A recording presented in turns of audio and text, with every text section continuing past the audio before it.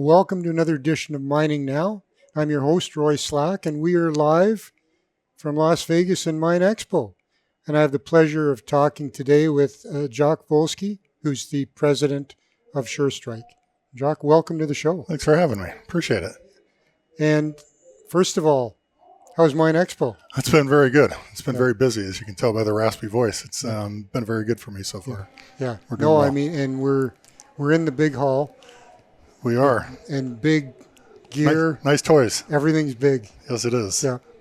And before we get into Surestrike, I always like to learn a little bit about our guests. So Give us a little bit about your background. Oh, gosh. I've been in this industry now for 3 decades-ish. Prior to that, I was a little bit on Wall Street, in different industry, and I got into this industry entirely by accident, actually. Was at my house, enjoying friends, having a good time, and one of my friends actually was with a crushing and screening manufacturer who was looking for somebody.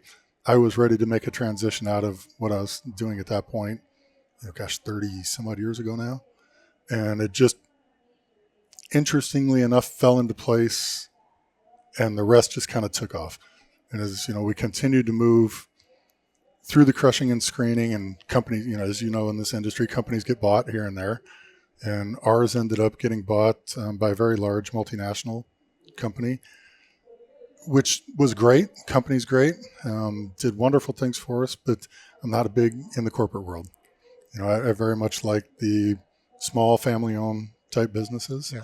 And that led me to one of our, a dealer of mine who'd been a dealer for 20 some odd years for us, said that the owner of Surestrike, the person who started it back in 95, was looking to transition out and retire.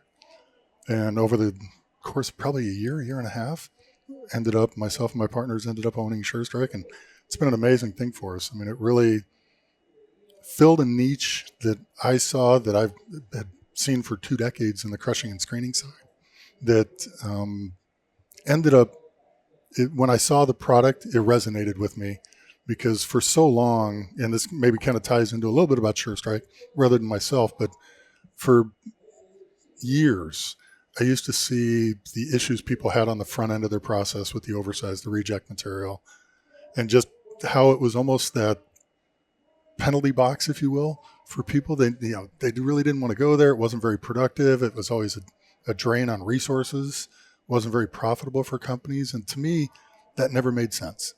If you take a look from then on in a plant, it's always been about optimization, refining its productivity, profitability. But I never saw that on the front end of any of the plants in the mines or the aggregate side that we dealt with. So when I ran across Surestrike and was fortunate enough to be introduced to the previous owner, it just really rang a chord with me. It's like, this can solve this problem. Well, you got me thinking from a mining engineer's point of view, and when we focus on fragmentation, there's all kinds of things we focus on. All we try to do is reduce the amount of oversize, and we don't really look at the solution, like how do you deal with it? Exactly. Other than to move it one side and very labor-intensive methods. And I saw that for years. So that's a niche that you saw as a supplier within a certain part of the industry. Exactly. Yeah. I mean, I saw that for years, where everyone had that same issue. Yeah. And they kept trying to, be it blasting or whatever their method was at the front end, kept trying to shrink that to eliminate the oversize, rather than optimizing and figuring out how to make that particular byproduct profitable for the plant. Yeah. So it's been a great ride. Yeah. Good. So let's talk about Surestrike now, because people may not know what we're talking about. We could ramble on for a long time, but let's talk specifically about Surestrike and the products that you manufacture. Yeah, so we make a hydraulic impact hammer, different than your standard hydraulic hammer that probably everyone's familiar with. The one you hear, the one that you see in all the places that you end up in the mining, aggregate, and industrial sectors, where really what they're trying to do is vibrate the material. They operate at a very high clip, 250, 300 cycles a minute, such that they can vibrate the material and cause enough stress in it to break it, move on, and process the material. Weaken it till it falls apart. Exactly. Yeah. We take a different philosophy. Our philosophy is we don't need to be that complicated. We just need to hit it hard enough to make it do what we want it to do. Yeah. And that's exactly what we do. I mean, we've got hammers that range anywhere from 25,000 foot-pounds of striking force all the way up to 150,000 foot-pounds. Oh, Typically, what you see in the steel mills, breaking reject steel so that they can process it, and re-interject it back into the plant. Yeah. So that's something that I just clued into before when we were talking. You were saying one of the markets is steel. It is.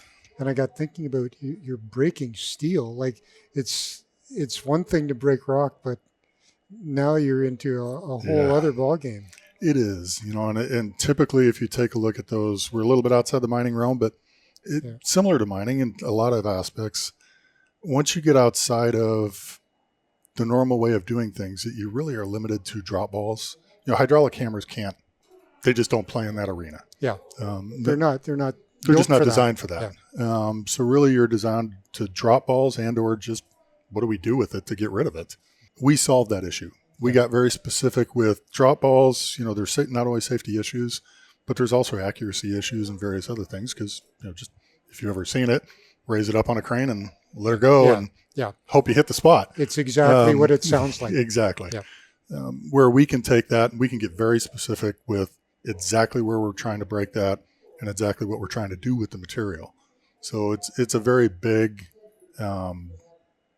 market for us, although it's a somewhat limited market. Yeah. On the mining side, similar scenario. When you take a look at some of the mining that we've done, around the world, copper, zinc, diamonds, lithium, iron ore, there isn't an arena that we don't play in from that standpoint. But a lot of their oversize is the byproduct of just how they have to mine to get what they're trying to get. So we could end up with 200-ton rocks that they need to figure out how to process to work through their plant. That's difficult for the standard product that you typically see in the marketplace. Yeah. And that's where we shine. Not designed in, like I say, when you look at designing the infrastructure for a plant, you're not really designing for that 1 or 2 or 3% of that oversize. Exactly. Yeah. And that's where the versatility comes in. We were talking earlier about some of the things that make a successful attachment for customers. Yeah. And having that versatility to where you could have a little piece that's fairly easy to break all the way up to a pickup that's enormous, that's very hard. That's a problem in more ways than one. It's taking up space. It's in the way. It's hard to move. It is. And it gets difficult, for me to feel comfortable telling people, well, you just need different attachments for different things. Yeah. Why can't you make a product that works for all the different things that you could happen, that could happen throughout your normal processing? Yeah. So I'm going to ask a question in 2 parts about your market because you're based in the U.S. We are. But you talked about a global, you're selling product beyond the U.S. We do. We do. So where are you and where are you expanding to? Well, we're all over. Yep. We're out throughout Europe, Africa, Middle East, not as much Asia, but definitely all through the Americas as well. Yeah. Our predominant focus has always been North America. Yeah. Central America and South America are good for us as well. Yeah. It largely, for us comes down to I'm very big on making sure that our customers have an ability to get serviced once they have a product. Yeah. Doesn't matter if you sell a product. It's all a matter of what you can do to make sure that they are optimized with our clientele. Yeah. And moving that forward. So if we're not in an area where we have a strong distributor and or somebody that can service them, typically we shy away from it. It's just, even though there are probably people there that would like the product, if we can't service it, I don't feel good about, putting it in a place where we can't take care of somebody. Yeah. I think about this equipment and the power it has, and it does need service and it does need maintenance, just like any piece of equipment. Yeah. And so if you're not, I totally understand that if you're not there. And it's fascinating from the standpoint of we make a product that's challenging to manufacture. Okay. And from a manufacturing perspective, there's a lot of moving parts to building one of our hammers. Yeah.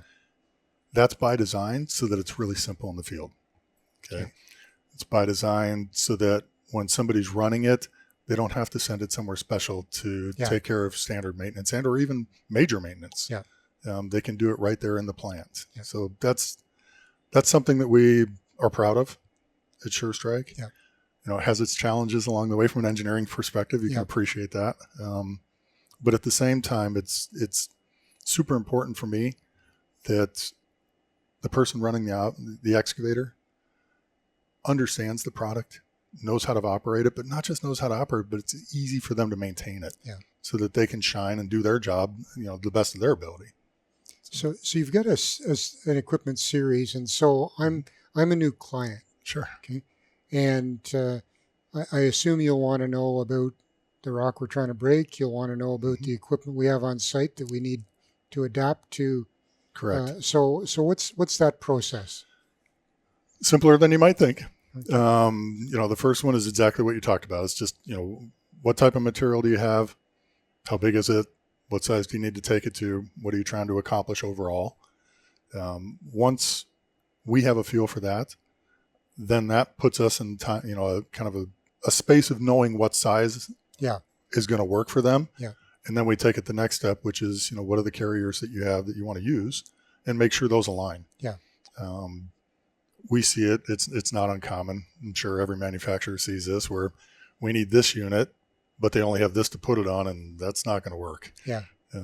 So it's trying to find that combination of what model is going to do the best for the customer, but also at the same time is going to work for the equipment that they have to use it with. So you're not going to put the largest impact hammer on a pickup truck. Yeah, exactly. I'm exaggerating, and watch it tip over. Yeah. That's a more common request than you would imagine. But it is important, from our perspective too, because when you take a look at the philosophy we have as far as what we want to see for our customers, if we can't put a model in there that's going to accomplish what they need to accomplish and do it in a very economical, productive, and efficient way, we won't sell it. It's just not what we do. It's not who we are. And I totally get that. For a background in contracting, give me the scope of work in as much detail as you can. We'll figure out the best way to do it. And if we can't do it, we'll help you try and find something that works for you. Yeah. That's, to us, that's more important. And we've had customers come back 3 or 4 years later, having done that, having steered them a different direction. Yeah. We've had them come back 3 or 4 years later and say, okay, now we have the right equipment. Yeah. We would like to do this. And, we appreciate the fact that at that particular time, you didn't just let us do something that wasn't in our best interest. Yeah. No, it's good karma and it's good business, right? It's just good. It's taking care of people the way you should be taken care of. So the SS series of impact hammers, I don't know a lot of detail about it. Sure. But I'm assuming you go from something small to big. Is that we do? Too simple? No, it's absolutely right on. Yeah. The SS series started in 2016, 15, with some significant design changes from the older series. Okay. And also adding some larger sizes, which took us into the industrial sector. Okay. But it's just exactly what you said. We start from pretty simplistic individual. So we start from the SS 25, hits with 25,000 foot-pounds, to the 40, to the 50, the 80, the 110, the 150. And it's as simple as that. Okay. Now I understand the numbering system. Yep. The numbering system is just how hard it hits. Okay. We try and keep it. I try and keep it simple for me. Yeah. It's good. So you innovated or you modified the product. We did. A few years ago, 8 years ago, 2016. Yeah, roughly 8 years ago. So what's next for Surestrike? Is it about expanding market? Is it about innovating, or a little bit of everything? It is about expanding market. I got asked years ago, probably 7 years ago now, how come, if you take a look at our business, probably 50% of our business is repeat business. It's people getting a larger one, people getting additional ones. Yeah. It's just once they use it, once they run it, once they understand it, they really never look back. Yeah. Okay. testament to the product, testament to our team, Yep. and doing a good job. At the same time, I was asked, how come there isn't one of these in every single quarry and mine on the planet? Yeah. And it's largely because, for years we were the best kept secret going. And I appreciate that. Yeah. We're a small family owned business and didn't want to be, the size of what you see in here at the show. Yeah. There's a happy medium there. A happy medium for us of being big enough to take care of the masses of, all the multinationals and all the big mining companies that we do. Yeah. But at the same time, being small enough to be able to be personally help them with some of their needs, and make sure they get the personal attention that we've always desired to give them. I come from the corporate world, and at some point, right, wrong, or indifferent, a lot of times in the corporate world, that gets lost. You get so big that the personal attention to taking care of people's needs sometimes gets glossed over. Yeah. That's never going to be what we are and who we are, which is why we stay, a medium size. Yeah. To be able to take care of that and do that. Well, that's a challenge when you've got a good product, and there's a natural tendency to grow. Yep. But you've got a team there that is like your family. I'm talking from experience too. Yeah. And you can get to a certain point where you're growing for the wrong reasons. You lose. Yeah, you lose sight of why you started it. Yeah. And why you do what you do. And then you talked about your service model as well, which is another thing that has to grow with you. Yeah, it does. If you can't support your clients or customers, then correct, you've got a problem. Yeah, and that's a conversation that we've definitely had. I personally have had it with a lot of customers overseas, mm-hmm. where it's like, yeah, we're great in this market, we're good here. Down where you're at, we really don't have anyone that's aligned with us and taking care of people. Yeah. So, not that we wouldn't take care of you. I just need you to know that we probably need to do it a little bit differently than you're used to. Yeah. Because I don't have somebody that can just be there tomorrow. Yeah. So, that might require some extra parts, that might require some extra training, things like that, just to make sure that they're taken care of and they have the best experience that we can provide them. I got thinking about that and about our discussion before about if you were set up that customers could actually manufacture some parts, and from a virtual space you could support them. It's the future. Yeah. And it really is. Yeah. I mean, if you take a look at some of the things you see here, yeah, even at the last Con Expo, yeah, along the way, you some of the automation, some of the autonomy, yeah, some of the 3D printing and the various things that are right now fairly expensive, because it's the front end of the technology, which is typically always the case. Yeah. But over the next, 5-10 years, that's going to become very economical. And from a parts perspective, I can absolutely see a day where rather than us stocking it and having the parts, we just have the 3D printers at all the sites, mine sites. And when they need a part, they call it in for us. We dial it right in and they print it out same day. Yeah. It's coming. It's going to be a great thing. It's going to be great for the customers. Yeah. It's going to give them exceptional service that isn't on anyone's radar right now, but it's coming. So. Okay. Well, we've been talking about Surestrike. I would love to have another hour with you to talk about leadership, but that's a whole other topic. But for our audience, sure. Any final thoughts? Anything you want to leave with them? No, I mean, from my standpoint, I take a look at the industry, and I think the industry is. I've been in it for so long that it's exceptional. The people in it are exceptional. I would only challenge people to not take what to me has always been the status quo. When something doesn't make sense, there is a way to take that to the next level and actually make that, productive, profitable, easy for the operators and all that. So rather than, for me, my only final thought would be, don't take the status quo as the status quo. When you think something could be better, let's make it better as an industry. Very good. Thank you, Ray. Yeah. I appreciate it. Thanks. Yeah. I really enjoyed the conversation, Jacques. Thanks. And for our audience, we've been speaking with Jacques Volsky, who's the president of Surestrike. And we've been coming to you live from Mine Expo in Las Vegas. And if you want to get in touch with Jacques, you can get in touch with him through LinkedIn.